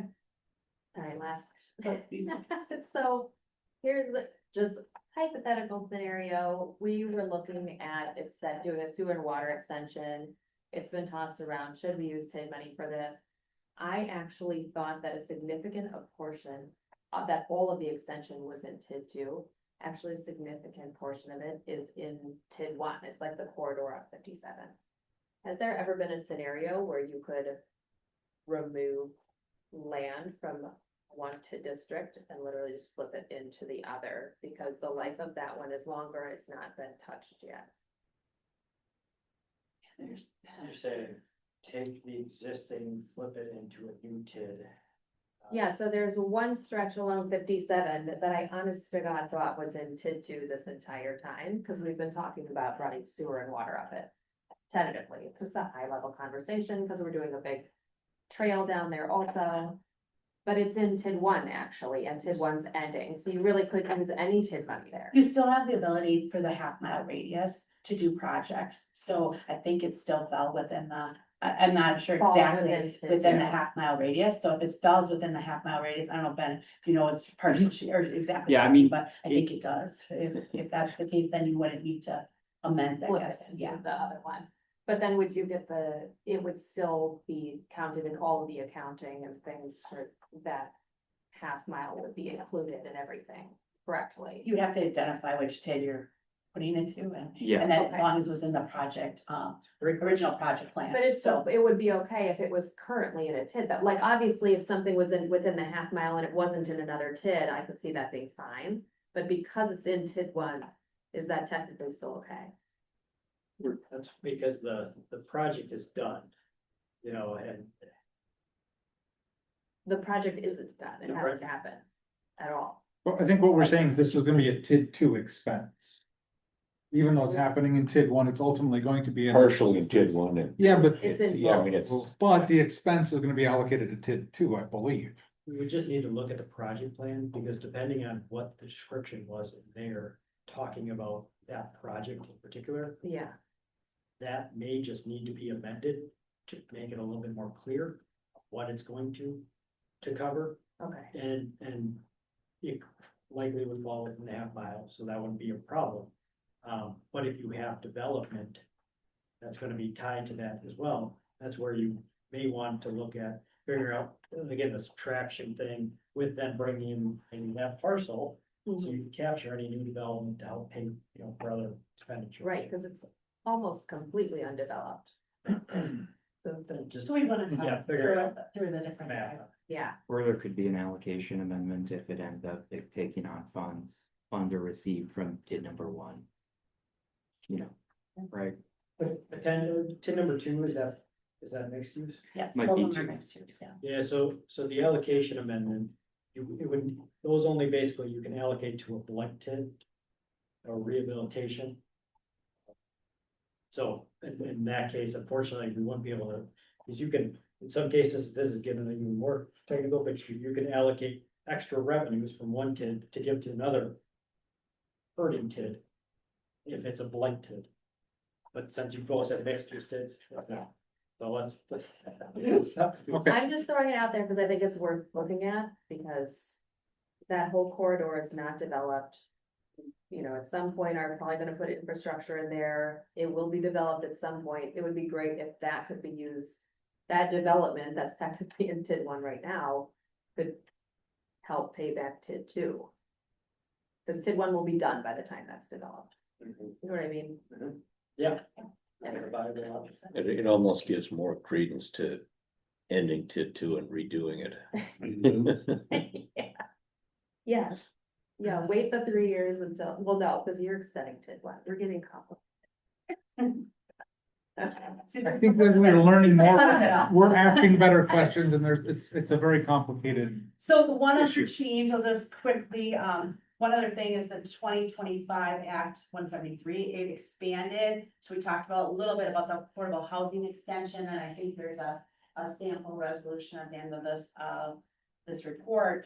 That allows, it actually is being extended after 10/1 of 28, so not right now, from 1 year to 2 years. So they haven't, and then they're also going to clarify the definition of newly platted, that comes with TID creations at the time and how much you can do it within a TID. Again, but that is all 10/1 of 28, but just wanted to give you some of the new laws that are coming. They did pass quite a few this the last session that they were in. So if you go to the concluding remarks then, and then we can take any final questions. So we've talked about most of this, but you know, the TID one, we talked about the life cycle, is near the end, 2028, 29, but you can decide the future, possible hypothetical extension. TID two, again, much earlier, and again, collects through 2039, so. And then the 12%, obviously it's mentioned here, and we talked about that and the challenges with that, but, and some fun things that you can possibly do. And you know, obviously the timing of the future district closures will be important and on the village's economic development future, so. And any questions, and we appreciate your time and having us come. Can I ask you a question? Yeah. So since now we can extend, the TID one for, another 3 years, and then another 2 years for affordable housing, and then Act, 235. It's gonna be good to go from next year. Is there a way to use, affordable housing extension as a seed money?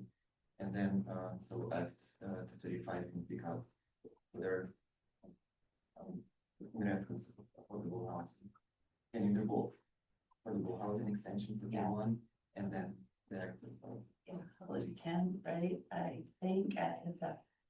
Well, and you gotta keep in mind, affordable housing thing they haven't clarified the 2 year, I mean, it's 2 years, so it shouldn't be much changes, but that can't happen until after 10/1/28, so. You couldn't do the affordable housing, like, if you decided not to do your standard extension, you couldn't do it right now, because you were gonna be before that, so, because of your expiration. So it cannot be done until after 10/1/28, so all those technicalities, but, we can definitely look into that. And is everyone familiar with the affordable housing extension possibility? I mean, it's, so think about it, you've shown that you can pay off all your expenditures. You would essentially have, right now, one additional year where, say that million into number one, for instance. That $1 million would go to this affordable housing fund. To be able to be used for anything affordable housing within a certain definition of that. A lot of municipalities are doing that because they're having issues with affordable housing in their communities. So as they're getting to the end of their TIDs, they're taking that extra couple $100,000 to $1 million to $5 million, whatever it ends up being, putting in this fund and helping for, helping out community in whatever way possible for the affordable housing. Make things more affordable for their constituents. And that's 1 year or 2 year? 1 year, but it's gonna go Could in be. 2 years because I think it's been so popular. And Yeah. it's, you got a lot of legislatures saying this is the one thing that is really helping our community.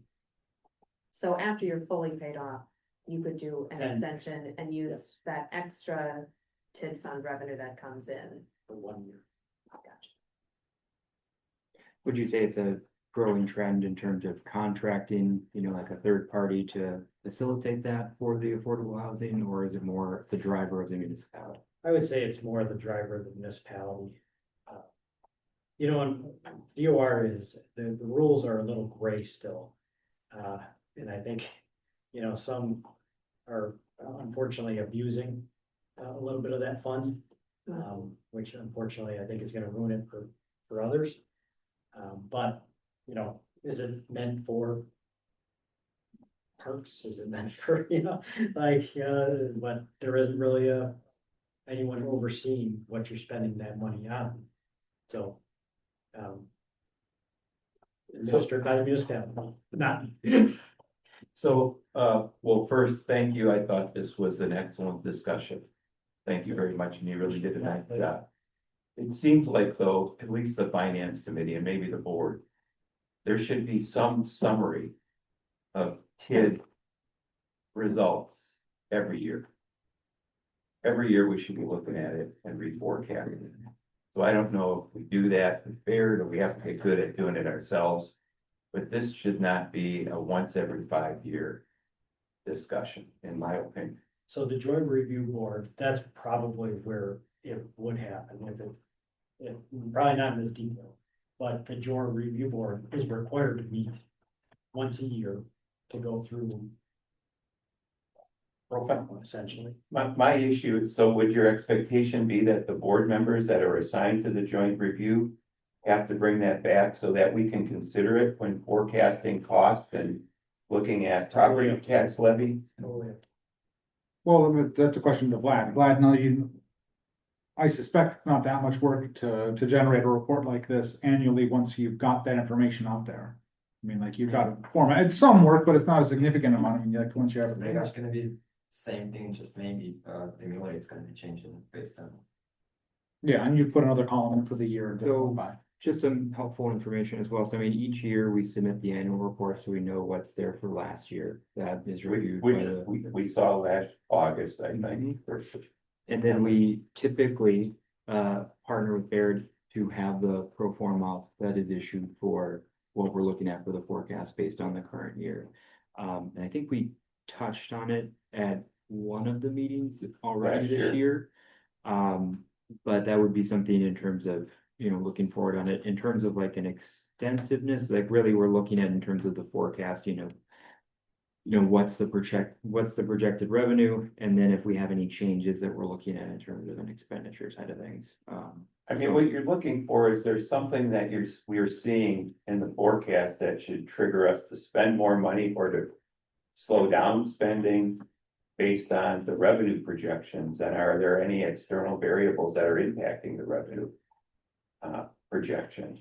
And I think this should be part of the budget process, not just push everything on finance, Yeah, but that's yeah. something that is Yeah. gonna get, No, have to get no, baked into that for consideration. I don't disagree. And Mike, your point is well taken, and really should be looking at this extensively as you get close to that final expenditure year, 5 years prior to closure. If you're projecting a good amount of money in there, that's where you say, we've got this road project, we've got this park improvement, we got these things that we need to do one way or another. We've got the other taxing jurisdictions helping out. We've done such a good job at this. Do we want to amend the TID to include new project costs that weren't in there and spend or not? But that's where you really Yeah. dive deep into that as you get closer to that. Well, Sounds thank you like- again. It should be an annual review because it's a benchmark of where you are that year. Absolutely, absolutely. Thank you. Awesome. Yeah. Thank you. Thank you. So then we go to 7A. Tax and incremental district overview, which Ben, you're suggesting that we should accept the report that they just presented? Yeah, just as a best practice, we can either accept the report, or in another practice would just be to file the report. But in any instance, it would just be taking action to acknowledge that we either received it or we accept the findings of the report. I will make a motion that we file the report. Motion by Bell, Second, Second. second by Heidler. All those in favor? Aye. Aye.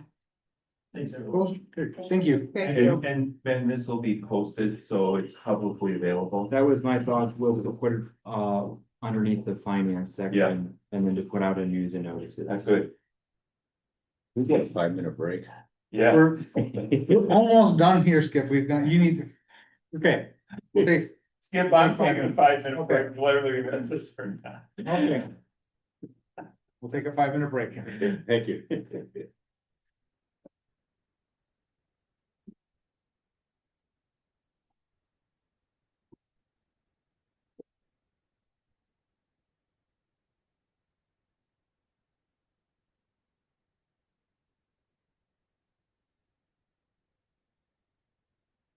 The new job, please. I don't know, start tomorrow. Staff, got a question. Are we breaking before the next meeting or before our next discussion? Next discussion item. We still have 7B to go through. Which is why I was thinking we push through, but When nature calls. Ben, tomorrow, obviously, we're not having a meeting because we've got a meeting. Yes, we got utility. Do you just want to meet a few minutes at a time? on that? Sure. Yeah. You gotta propose it. Can you print out a proposed agenda? or Sure. email to me tonight? Yeah. Oh, I think we've gone through it a few times, so is there anything that's popped up in the last week? No, not necessarily. Oh, okay, I didn't know. Yeah, we should be good to go. I think it's just mainly for things that are popping up in other committees, which just needs to be something for everything's been discussed. And if there's anything that pops up, we can talk about it, but I think most of things are.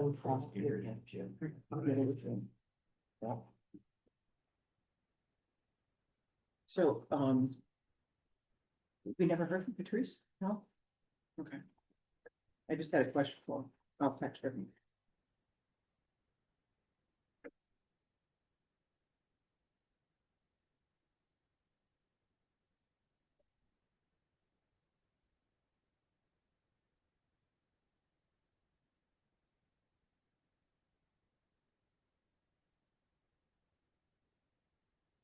think we got everybody. Okay, we'll move on to item 7B, the strategic planning proposals. So we meant to include this in the June packet for the board meeting. It did not make it in there, so now we're talking about it now. So Ben, I think you have two proposals in there. Yes, so we did receive two proposals from two firms. One was for Innovative Public Advisors, and then one was for Public Administration Associates. Each provided a breakdown of what their proposal would include in terms of scope, included items, and in terms of cost for the strategic planning services. For Innovative Public Advisors, otherwise known as IPA, it'd be for $23,500, whereas Public Administration Associates, is just a little bit under 15,000 there. Really, each firm is really qualified and have identified specific key players that be involved in the strategic planning services. But if we're looking at it in terms of cost, overall, Public Administration Advisors would be at a lower cost. But if there is any questions in terms of the proposals, I did include that as part of the packet, and can certainly answer any questions about that. The action item from the Joint Finance Committee Village Board would be to making a recommendation for approving a proposal if that's the direction we're ready to go for. So. Ben, the question I have, is this already in the 26 budget? So this one is not included as part of the 26 budget, but more than likely we could have costs deferred up until 27. Do we have a clear enough picture yet on whether or not we're underspending anywhere and we could afford it this year without going over the budget? It depends whether or not we want to use any reserve funds, if we're using it for 26 for an unbudgeted item, or if we have this as a planned expenditure within 27. We would include it as part of the operational budget. We'd include it as a proposed line item. So for the board members, one of the things the finance committee has been kind of struggling with is that we don't have a great process yet for forecasting operational expenses. So as an example, if we were forecasting and we knew we were going to probably come in under budget, this is an easy thing to do if the board wants to do it. Just say, hey, yeah, we're going to be able to afford it. But we don't have our finger yet on we're getting better and better, but we don't have our finger on the pulse to be able to do that. So if I'm understanding that correctly, Ben, when you make a proposal for an incremental item over the budget, either we're paying for it out of reserves or we're making a commitment to overspend the budget. We're kind of doing both, right? Unless we're under and things are reallocated. Yeah, or under and reallocated. But I think we have to make the presumption that's what we're doing. Okay. And I think to your point, Mike, the village board it always has the option of saying, okay, well, yeah, Right. we have these plans. We're just gonna spend the money anyway. We Right. can do that for a while. Right. I think that it's important that we ask ourselves, how important is this expenditure? And some things are worth spending that money on, and some are probably like, well, I think that we should wait. And we have to be very conscious of that decision. I think that if we just stumble through it and we say, okay, well, yeah, we'll spend the money and not realize that it's an important speed bump there to say, no, this wasn't budgeted, should we spend the money? Because finance can't fix everything. We've got to stick by finance's recommendations, otherwise we're on a fool's errand. For this one, to me, I feel like this is important enough. Eric? I was gonna, Ben, you said that you think they would defer the costs. We could work with them potentially to, I think that would be really first thing to find out is if they're either both or whatever are willing to do that. And then if that's the case, well, IPA said it was kind of half upfront, half after. They identified that as part of it. PAA, it identified the lump sum and yeah, so it'd be as part of the third. So it just depends on when we start, and then we could potentially also ask in terms of whether or not they would be able to defer. So we have known what they have in their proposal. It's just if we can request an accommodation. This is their standard language that they utilize. Are you Or if taking it's just questions Yeah, now? yes. Okay, did I read it correctly that PAA figures about $750 for their travel cost. For Are that, they close enough that that's, yeah, so they're like out of the greater Green Bay area. okay? Gee, that cost, that 14,000 didn't include travel. No, so it's really 15.5 roughly. Yeah, ballpark of that. Then if we were to approve a contract and say, we wanna go ahead with this contract, and we're going to pay you on January 15th, I suspect the fact that we're a governmental body, that's gonna make somebody a little bit more comfortable taking that deferred payment. Is that accurate? Yeah, I mean, if we sign a contract, we're obligating for the services that it just depends on if they're comfortable also incurring services, and it depends on how much they incurred prior to receiving payment, right? Is that they need to make sure to keep their operational costs going, but I don't anticipate that they would have a huge problem if we're able to defer some of it if it goes into 27. That makes sense for us to defer the start date a little bit into the fall. Well, I mean, I think there's the first, I had a number of thoughts on here, not knowing where the board's conversation was gonna go. First, do we all agree that this is something that we should do? I mean, cause there was most, I think there was consensus last time, but there was some questioning of it. Is it worth it? And if we're all in agreement that we should do it, that it's worth it, then I'll kind of just, start from there. If it's, We've never done it. Yeah, it's worth it. okay, how does everybody else? I mean, the fact that we don't have one is, I think, stating the obvious.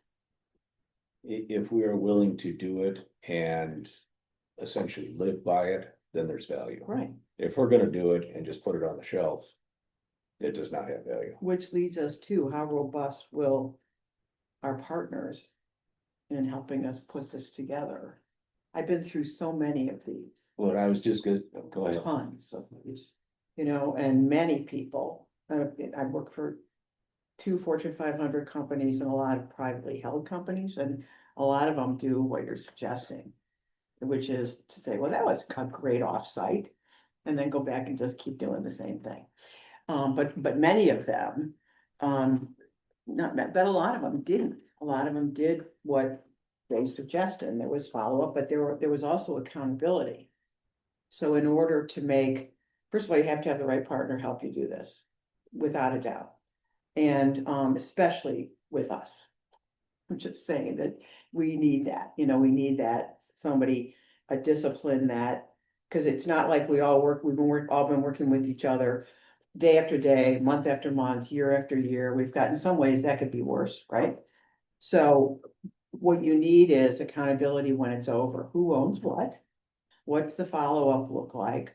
But also, what are the three, usually three, could be four. If it gets bigger than that, then it's sometimes unmanageable.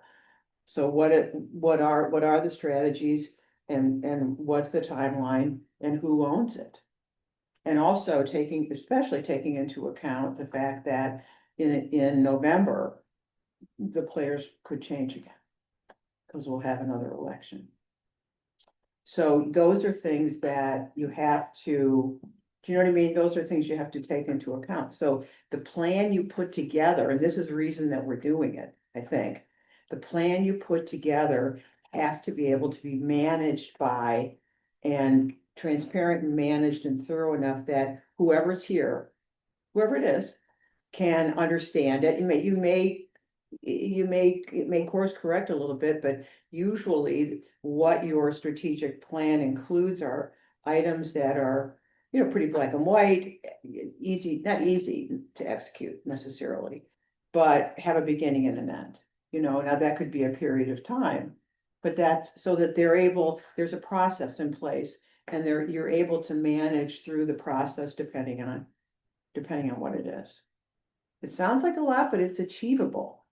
But again, you have to be able to, so in this case, it would be the village president. Or also, you can also revisit with partners like this. So how I envision this is where we set the direction we wanna go with the village. And that's it's gonna be up to me, my role currently, to remind us that we have the strategic vision, but it's also gonna be incumbent upon all the board members to also follow that. Now, I need to be the one that says, okay, how does this fit into a strategic plan? But it also depends on the trustees paying attention to it as well. Well, and the committees that are bringing things to that board need to understand it well enough to know that when they're reviewing things, that if it fits in the plan or doesn't, that's another discussion. It's a question you always have to ask. Yeah. How does this look like? So How does somebody, it support? exactly, so someone that helps us with something like this. We should be able to leave, if you're chair of finance, if you're chair of marina, if you're chair of, maybe marina is a little different, you're chair of parks or utilities or whatever. Does this support, not everything you're gonna do is you have to delve into a strategic plan, but does this support this? Does it? Can you justify it? Does it support? And by that, I mean, a lot of times it isn't even necessarily financing, it's time. Yeah, it's, Because It addresses all resources. well, it's village time, it's our, and I think if I remember correctly, PAA has village staff involved, which is critical. Because it's partnering, on the efforts related to that, so that, and it doesn't mean you're creating, subcommittees or advisory committees or new ad hocs. Because we've done that a lot, and they aren't necessarily. It's not that they were a bad idea, but again, it's time and they don't always come to a conclusion. so I think one example where I think a strategic plan could have helped us was the administration building. And also looking around this table of how long have trustees been in their positions? That is also, we're gonna constantly have turnover in those roles. And this Right. gives us that continuity to say, this is what we want to do. Well, it sounds Moving like forward. PAA has assisted many municipalities of various sizes who deal with the same thing. So attrition is essentially elections. Or the will to say, yeah, I'll keep doing it.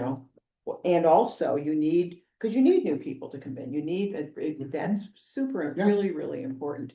But the list of people that they've assisted, I think, you have to bake that into when you're working with someone, a municipality, whomever it is, you've got to bake that into it. So nothing's foolproof.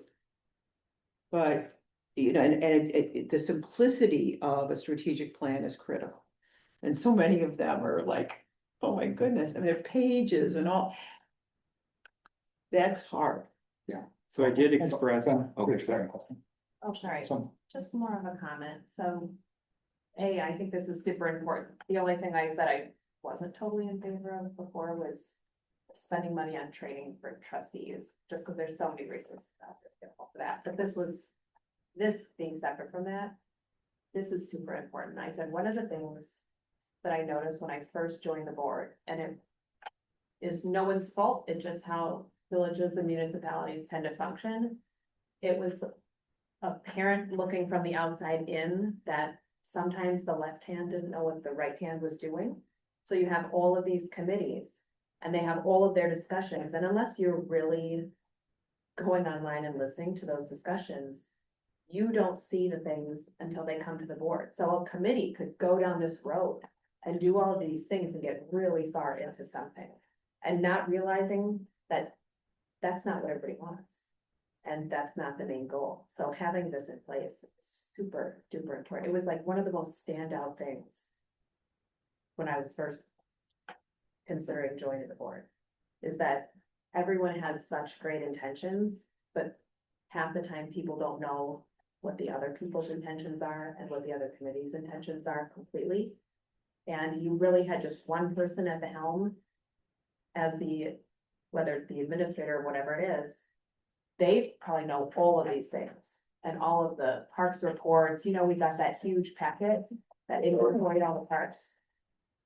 They have all of this information, but if they're partial to one project or another, that's tending to that's maybe what happens. You know what I mean? So instead of one person driving what it is, the whole group. No. You should have a collective plan. Anyway, I think it's a great idea. So having been through the strategic planning process with companies that fit into both categories here, I highly agree with your assessment, Ben, of PAA as probably gonna do the best job for us in the format we're looking for. I think when talking with them, I got I got a good feeling and good intention that they would probably do a good job based on what they described, and then also actionable. I made sure that provided some examples of where it's specifically outlining in terms of the tables and identifying what we'd be actually doing as part of this process. And then as part of this, it would be reviewed typically on an annual basis, and it goes strategic plan, so that we make sure to set priorities of where resources should go, goes into capital improvement planning, and then goes into operational budgeting. So it's essentially just another layer to make sure that resources are being allocated effectively and that there's not a scope creep on some of the actions that the village is seeking to do. And I think their recommendation of probably a small group that has a lot of diversity to help be the steering group makes sense Mhm, versus I one agree. person. Yeah, and I also, they didn't, I don't think they mentioned it, but I'm assuming it, I mean, for each strategy, I mean, there, we need measure, it must be measurable, and there need to be key performance indicators. Yeah, there's So metrics. everything isn't build in. like subjective and saying, well, I think, it's measuring, because I mean, Destination Door County does a 5-year strategic plan every year, and they adjust it, and it's very thorough and very, but it's, sometimes I struggle with, and they'll know this, with the fact that they're not always measurable. It's hard sometimes with destinations, but they're not always measurable, with the exception of room tax. So anyway, that would be. Okay. If we're, excuse me. Gonna move ahead with PAA. Should we? You probably need to talk to them, because we're talking about maybe waiting on the payment. To see, what they would accept. You were talking about maybe they'd want some cost up front. Correct? Well, they indicated kind of the 33%, the 1/3 throughout the project, but And theirs was what, about it 15? depends on when we start. I mean, it would be ideal if it Could we was. tell them we wanna work with them, but we're gonna wait for formal approval till later in the year and then. So make it easier for us to carry it in the budget, or does that kind of I think it depends on the waste of time. timeline when we're talking about it in terms of implementing, starting, starting the process for it. They started to incur work that would then require them to invoice out. So if we're looking at doing this within 26, it depends on when everyone has an appetite to start this process. So I think about this in terms of village meeting cadence and what goes on here, and I appreciate that we want to try and have this be a budgeted expense. I think this costs us money to not have it done. I know that it costs us money. Now, is that 6-month period gonna matter? It may or may not. I would rather see that come out of reserves this year and get it done, or at least partially. I mean, I think that we should look at having this happen. There'll be a number of meetings we'll have for this. I think we should look sooner than later. September, I think is a good time to do it, because you've got some availability in September, October, depending on how the budget process goes, that can have a number of budget meetings on there. So I would look at maybe the end of August, but really September is being an ideal month to do it. Otherwise, the next month like that is gonna be December, and that's not a great month. Alright, no, that makes sense. I apologize for stepping out, but I just wanted to add 2 quick comments. One, I don't have an opinion on this because I think it's a board decision. And I'm on the finance committee, but I do think that the benefit to the committees is, as Bridget and Louise have both described, I mean, the ability to kind of have a better feel for what we should be working on versus what we shouldn't be, or ensuring alignment is really a positive. The second thing I would say is, I probably had over 30 years of experience working with strategic planning, but it wasn't in municipalities. But one of the keys is that you build the plan, it's not over, right? Typically, every year, there's a process where you review the plan, and every 3 to 5 years, you do a significant refresh because the environment changes. In the case of the village, that could be you have new village board members who have a different perspective on what we should do going forward. You know, that's okay, that's the environment that we're operating in. The strategic plan is not necessarily set in stone. In fact, the best ones are the ones that provide flexibility so that you can adapt to the environment that you're operating in. So that was just my 2 cents. I wanted to add it. So, Ben, I envision this is, you do this. Large amount of work the one time and then. Where you do need somebody from the outside to come in, but typically it would be done after the elections. By staff, is that a Yes, typically, reasonable way to look at that? yeah, typically the first time around, it's good just to get everyone acclimated to have a pretty seasoned facilitator. And then in terms of refreshing it, if there typically is a process that's identified, whether that's surveys, focus groups, or just a general refresh of what is included, because there probably is gonna be some things that might not be as relevant now, and there's probably gonna be some things that are gonna be added in, and it's a living document, so it should reflect what's going on within the political appetite of the board. So yeah, it just would be a refresh, and then if there needs to be an overhaul, yeah, there is something where there's a larger process in place for that, but for the 3-year period, typically it's keeping it alive and touching it each year to make sure that the priorities are set. All right, so it sounds like we wanna move ahead with PAA. I think I'm also hearing that we'd like to defer some of this expense if we can. Let's see how you reach out to PAA. I would say, let's see if we can have it, I don't know if we're gonna get it deferred all the way to next year. But just see we'll see what you can do for flexibility on that. Yeah. I can ask them. What are you seeing in the budget? I just Or should checked we- the Q2, revenue side not updated yet. I did submit all my work to CLA. I asked them to double check, but they currently finishing up a couple of their biggest clients. I guess one of the transportation reports, I guess. So Elizabeth told me she's gonna get back to me. On an expense side, when you're going on the report, only a few categories over 50%, which is like half of the year, parks and public works. Other than that, like in little bit under. Knowing that last year we budgeted very conservative, very lean. And seeing these trends, I would say it's promising, very promising so far. Okay.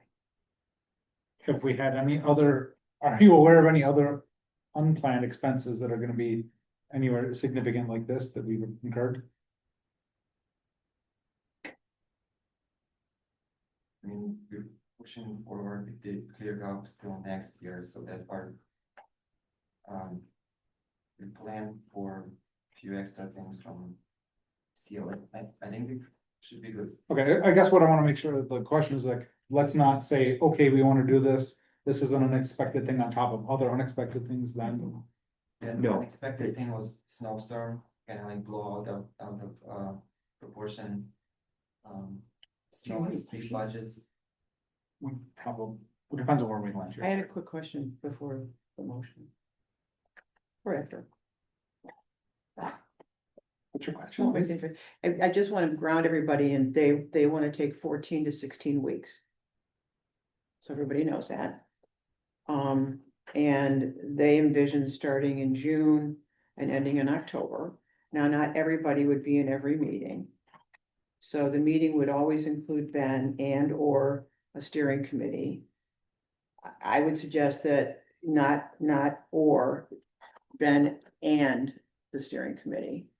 So it would be Ben and whomever the steering committee. So in addition to board members, we need to identify stakeholders and things like that. So that takes some time. So I just wanted to make sure when you're asking questions about availability and what, so and I don't know if some of this could be Zoom. I don't think so because they're suggesting offsite.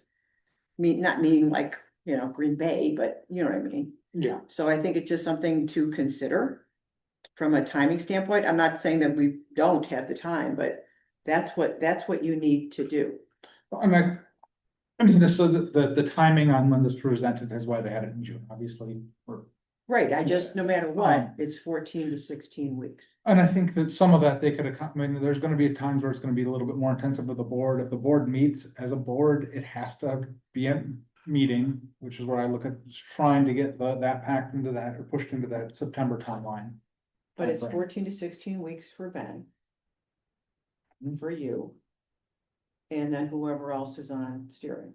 So it's fine. I'm not acting like this is not, it just, you have to. Brian, you're setting Well, expectations, and I appreciate it. Yeah, we're not I gonna, would also say that is somewhat of the reason we're paying them as well to be the facilitator is that ultimately, like, it's good to come with some ideas, but it's more important to show up as well. Is that we'll come up with a schedule as part of this that, you know, it would include everybody, it can be communicated, it would be beforehand, before implementing. And, you know, we can make sure that we have the schedules accordingly, for all the different committees. But yeah, it's not gonna be heavy on, you know, specific persons at one time. per se. Well, I would imagine it would be heavy on the steering committee. They should be at all. I think what Ben, you're suggesting is that we get their input before we set a steering committee. Yes, it's just they'll help guide through the process, and it's important that, you know, we get the time set up that we need to right off the bat, and that it's, you know, showing up is the most important thing, and having an open mind and giving the ideas that we think are necessary for them to then form that into a document that is will be ultimately shaped by the board. Well, they say their steering committee should be representatives from the village board, village staff, that's our staff beside. And potential community stakeholders, which makes sense. Mhm. So I just wanted to lay that out, that's all, So which is great. I think it's the way you should do it. I do. I think that we should have a motion to accept PAA. Let's start the process on there. Let's understand there's going to be a steering committee Mhm. that's gonna happen there, and that realistically, that's probably not gonna come back for the board meeting next week. I mean, like, unless we get to it immediately, which we're not going to. It's not gonna come back to the board meeting, sorry. The steering committee, like that's the selection of the steering. Oh, committee. selecting it? Yeah, No, or do you even wanna, do you want that to come back to the board? well, I think the board should. Yeah, the Yeah, that's what I'm, oh, absolutely, so that's what I'm saying. Yes, that's what I'm getting at. yeah, sure. Yeah, it takes a little time to, Yeah, I mean, you're looking at 4 half-day meetings for whoever's involved, it's the way Yeah, it's structured, could be. so. looks like it, yeah.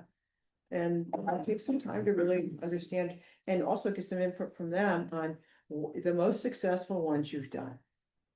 What were the elements of that particular? Like, what,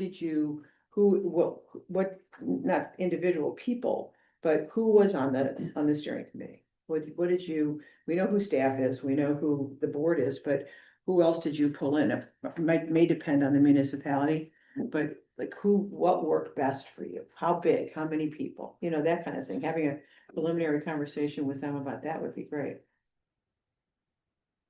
Okay. They've been doing it a long time, so they know what works and what doesn't.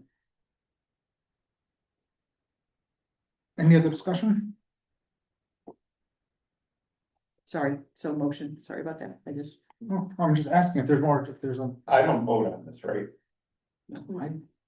I actually, Ben, I think you might get to because it's a joint meeting, Mike. I don't know, I've never. Yeah, you're a joint meeting, so you before. get to, you would get to vote. Yeah, so I did include just a header in terms of this. So essentially, when talking about it with two independent bodies, that the votes would be cast not as a combined unit, but it would be specifically selected based on the finance committee and then the village board.